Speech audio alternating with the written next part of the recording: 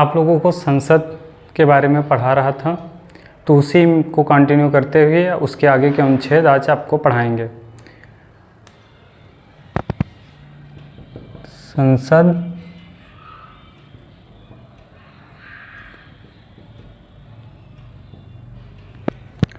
तो आज पढ़ाएंगे अनुच्छेद 100 के बारे में। इसके पहले के अनुच्छेद हमने पढ़ा दिया है।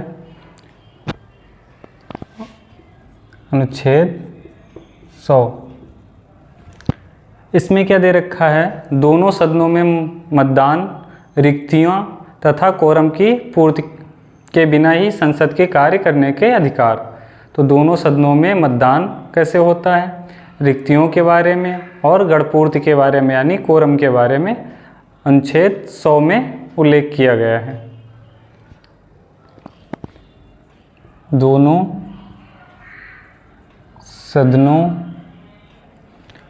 सदनों में मतदान,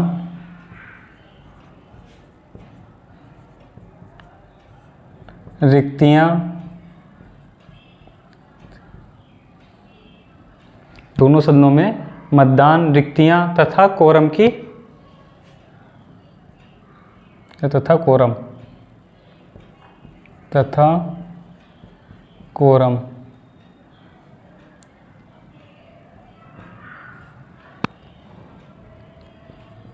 गणपूर्ति।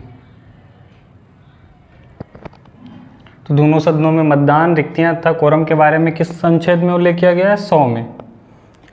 तो पहला फैक्ट है इसका, किसी प्रस्ताव या विधेयक को पारित करने के लिए उपस्थित और मतदान करने वाले सदस्यों के बहुमत की आवश्यकता होती है।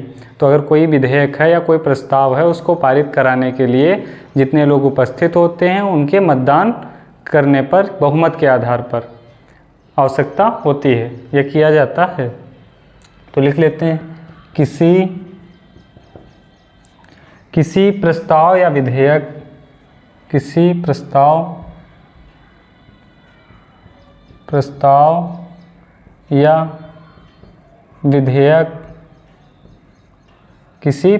या विधेयक को पारित कराने के लिए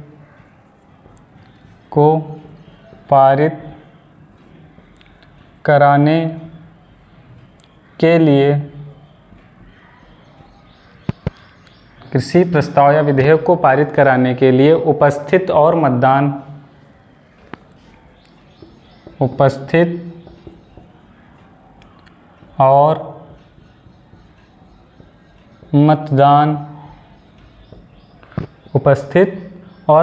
करने वाले सदस्यों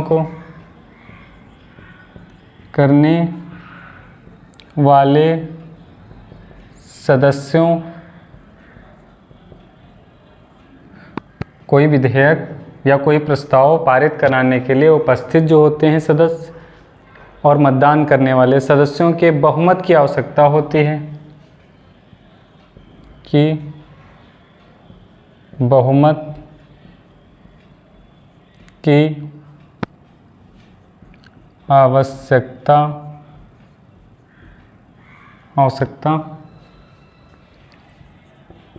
होती है। अगला है, सदनों की सदस्यता रिक्त होने पर भी, अगर किसी सदन में, दोनों सदन में, लोकसभा राज्यसभा में, उसमें किसी व्यक्ति की या किसी सदस्य की सदस्यता रिक्त हो गया है, तो वे कार्य करना जारी रख सकते हैं, यानी जो सदन में कार्यवाही है वो जारी रख सकते हैं, बशर्ते कोरम मौजूद होना चाहिए। तो लिख लेते हैं इसको, सदनों की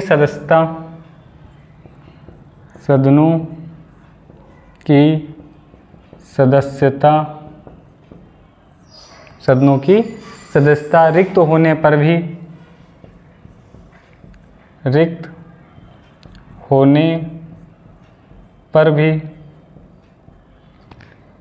सदनों की सदस्यता रिक्त होने पर भी वे कार्य करना जारी रख सकते हैं, कार्य करना जारी रख सकते हैं, वो कार्य करना जारी रख सकते हैं, बशर्ते कोरम मौजूद हो।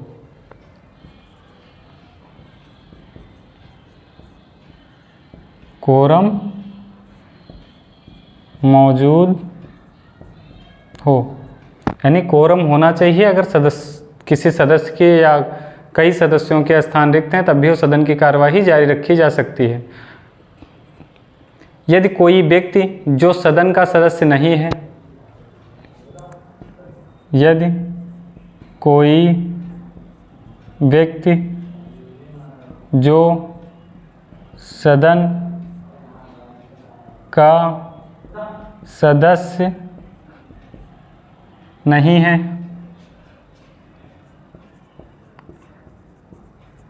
अगर कोई व्यक्ति सदन का सदस्य नहीं है और कार्यवाही में भाग लेता है तब भी वो कार्यवाही वैध मानी जाएगी। इस आधार पे उसको अवैध नहीं किया जाएगा कि वो व्यक्ति सदन का सदस्य नहीं था। उसके ऊपर बाद में चाहे जो निर्णय ले सदन, जो भी दंड देना हो, तो व्यक्ति जो सदन का सदस्य नहीं है अगर भाग लेता है कार्यवाही में तब भी कार्यवाही वैध मानी जाएगी।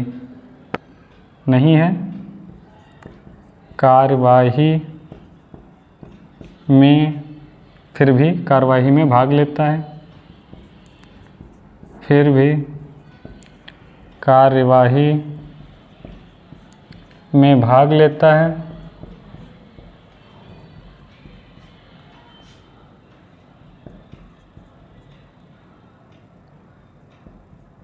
तो कार्यवाही वैध मानी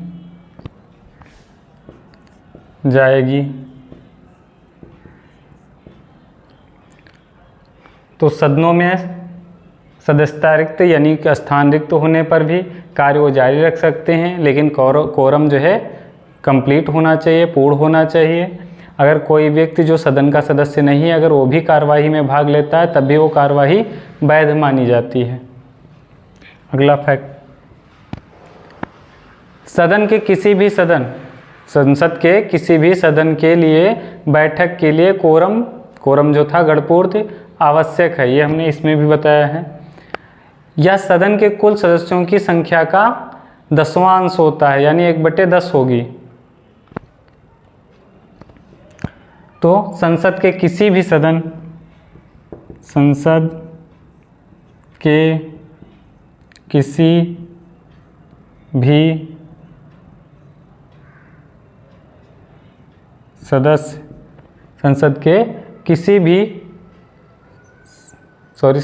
किसी भी सदन की सदन की बैठक के लिए कोरम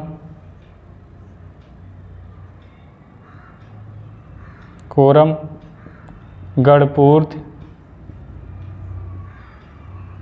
आवश्यक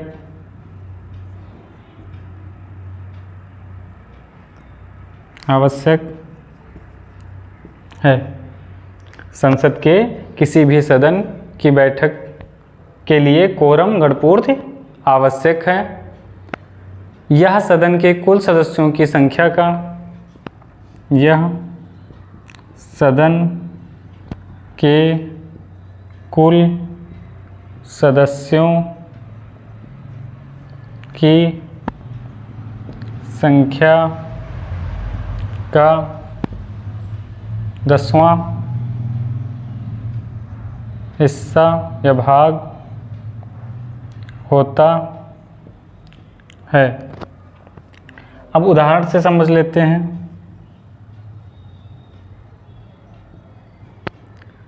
लोकसभा में कितने सीटें हैं? 545, यानी 545 सदस्य हैं। तो कार्यवाही शुरू करने के लिए कोरम कितना आवश्यक है? 55 सदस्यों का होना आवश्यक है। भाई 545 का 10वां हिस्सा निकालोगे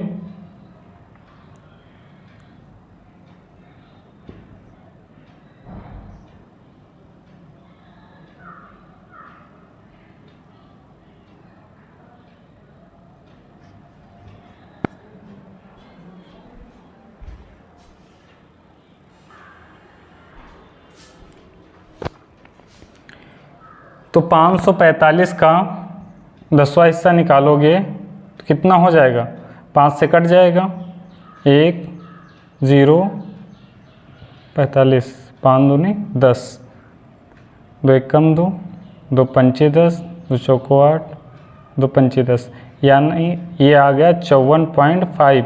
ये एक 55 मान लिया जाता है, यानी 55 सदस्य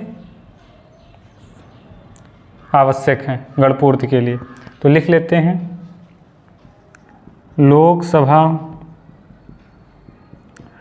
लोकसभा में 545 सदस्य हैं,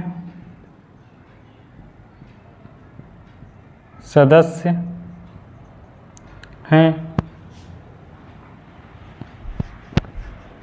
545 सदस्य हैं।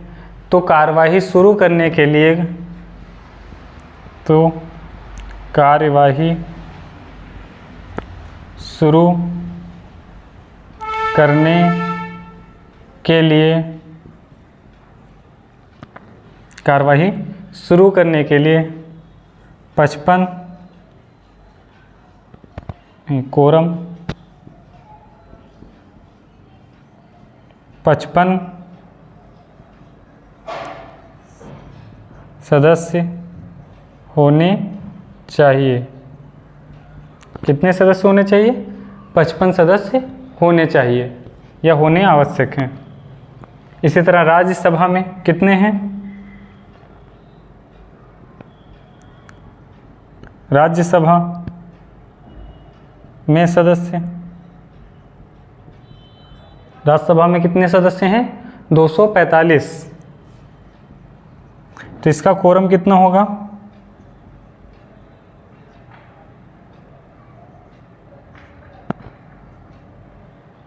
245 में 25 सदस्यों का कोरम होता है।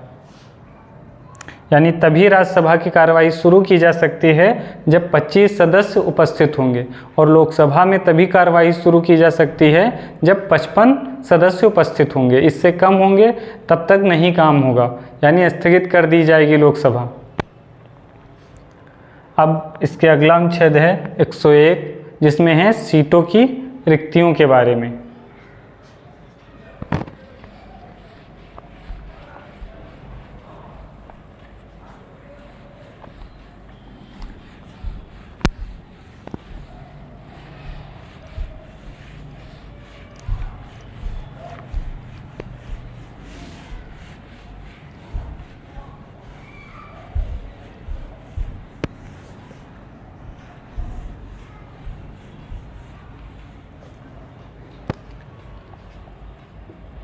अनुच्छेद 101, तो इसमें है सीटों की रिक्तियां। सीटों की रिक्तियां किसमें, संसद में। तो कोई भी व्यक्ति एक साथ संसद के दोनों सदनों का सदस्य नहीं हो सकता है, चाहे लोकसभा का हो और राज्यसभा का। अगर एक का है तो दूसरे की उसको सदस्यता नियमानुसार छोड़नी पड़ेगी। तो कोई भी व्यक्ति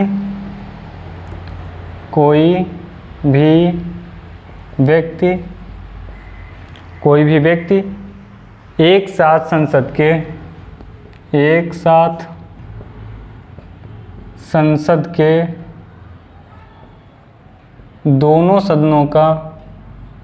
सदनों का सदस्य नहीं हो सकता है। कोई भी व्यक्ति एक साथ संसद के दोनों सदनों का सदस्य नहीं हो सकता है। अगला है, कोई भी व्यक्ति एक ही समय में संसद और राज्य विधानमंडल दोनों का सदस्य नहीं हो सकता है। भाई एक साथ राज्य विधानमंडल में आ जाते हैं विधानसभा और विधान परिषद जिन राज्यों में है, तो उनका सदस्य भी नहीं हो सकता है कि एक साथ संसद का भी सदस्य हो और राज्य विधानमंडल का हो। ये किसमें प्रावधान किया गया है, 101 में। तो कोई भी व्यक्ति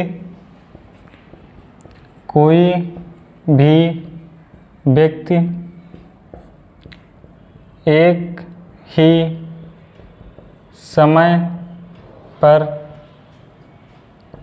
संसद और राज्य विधान मंडल का सदस्य नहीं हो सकता है। राज्य विधानमंडल दोनों का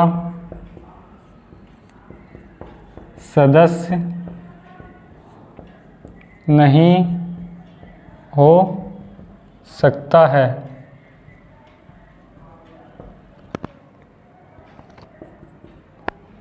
अगला पॉइंट है, यदि किसी व्यक्ति को संसद के दोनों सदनों या संसद और राज्य विधानमंडल दोनों का सदस्य चुना जाता है, अगर किसी को चुन लिया जाता है तो किसी एक सीट को रिक्त करने के लिए कानून जो बने हैं, नियम जो बने हैं, उसके प्रावधान के अनुसार उसको छोड़ना पड़ेगा।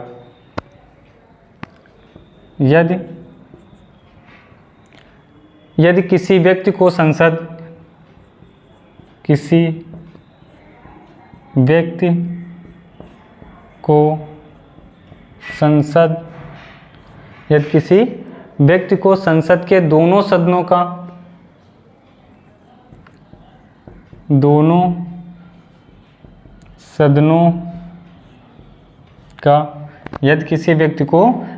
के दोनों सदनों का या संसद और राज्य विधानमंडल का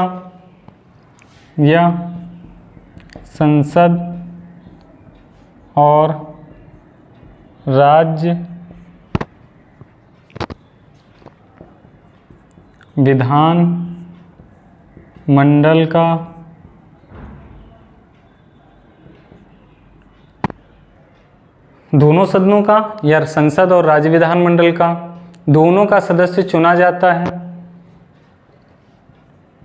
दोनों का सदस्य चुना जाता है। दोनों का सदस्य चुना जाता है तो किसी एक सीट को रिक्त करने के लिए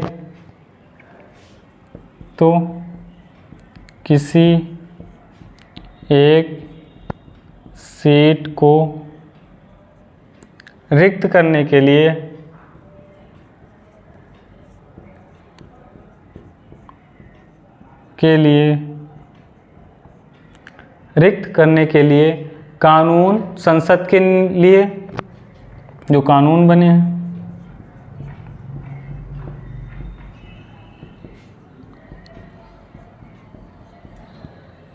कानून संसद के लिए या नियमों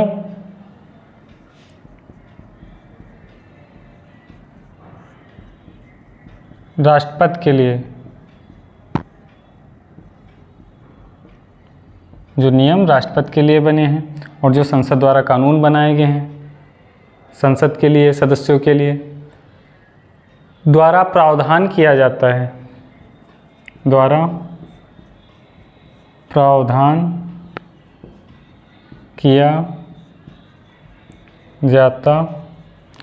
तो नियमों द्वारा प्रावधान किया जाता है।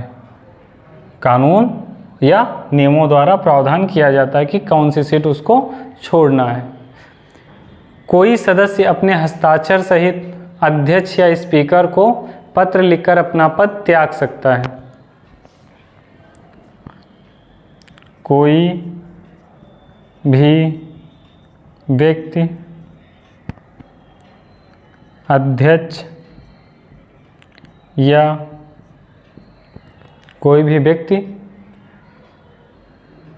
अध्यक्ष या स्पीकर को पत्र लिखकर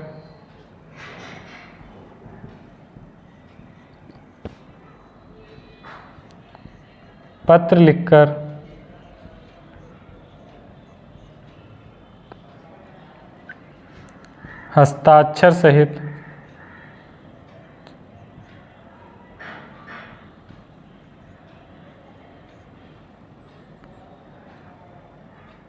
ये यहाँ पे थोड़ा हस्ताक्षर सहित पत्र लिखकर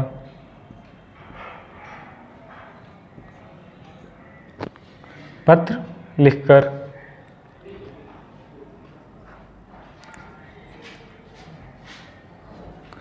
अपना पद त्याग सकता है। तो कोई भी व्यक्ति अध्यक्ष या स्पीकर को हस्ताक्षर सहित पत्र लिखकर अपना पद त्याग सकता है। यदि संसद के किसी भी सदन का कोई सदस्य बिना अनुमति के 60 दिन या उससे अधिक के लिए वो अनुपस्थित रहता है, जो कार्रवाइयाँ होती हैं उनमें या संसद में अनुपस्थित रहता है, तो सदन उस सीट को रिक्त घोषित कर सकता है, चाहे वो लोकसभा के परिप्रेक्ष्य हों। अच्छा, यहाँ जो बातें हो रही हैं ये लोकसभा और राज्यसभा दोनों के लिए हैं।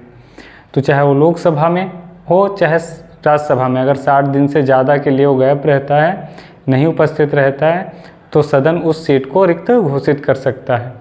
इस अवधि में वो दिन नहीं शामिल किए जाते हैं जब सदन को लगातार 4 दिन से अधिक के लिए स्थगित किया गया।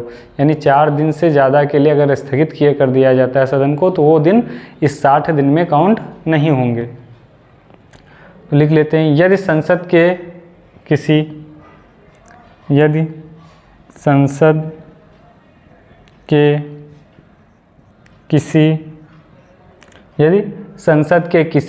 भी सदन का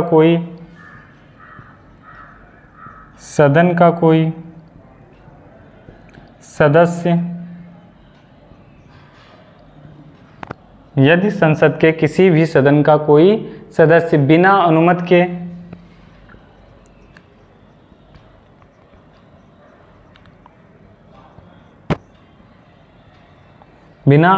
के 60 दिन या उससे अधिक 60 दिन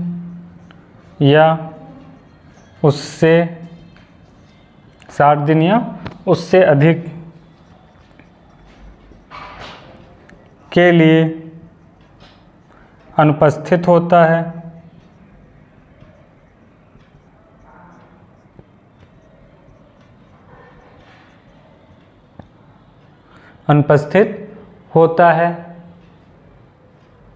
तो सदन उस सीट को रिक्त घोषित कर सकता है।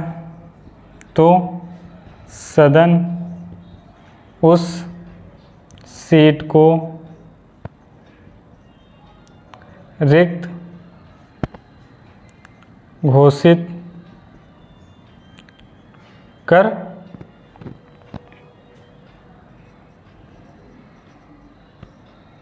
सकता है। इस अवधि में वे दिन शामिल नहीं होते हैं। इस अवधि में वे दिन शामिल नहीं होते हैं जब सदन 4 दिन लगातार स्थगित रहा हो। लगातार स्थगित रहा हो तो 60 दिन या उससे अधिक के लिए अगर कोई अनुपस्थित रहता है बिना अनुमति के, तो क्या होगा कि उस सदन चाहेगा तो उस सीट को रिक्त घोषित कर सकता है। वे दिन शामिल नहीं किए जाते हैं जिसमें 4 दिन से लगातार सदन की कार्यवाही स्थगित रही हो। इसमें अगर छुट्टी, भाई संसद का सदस्य छुट्टी भी ले सकता है, तो छुट्टी कितने दिन की दी जाती है? 59 दिन की। 1 दिन कम रहता है, इससे छुट्टी दी जाती एक बार में, फिर वो चाहे तो अगली बार फिर ले सकता है। अब इसके आगे के अनुच्छेद आपको अगली क्लास में पढ़ाएंगे।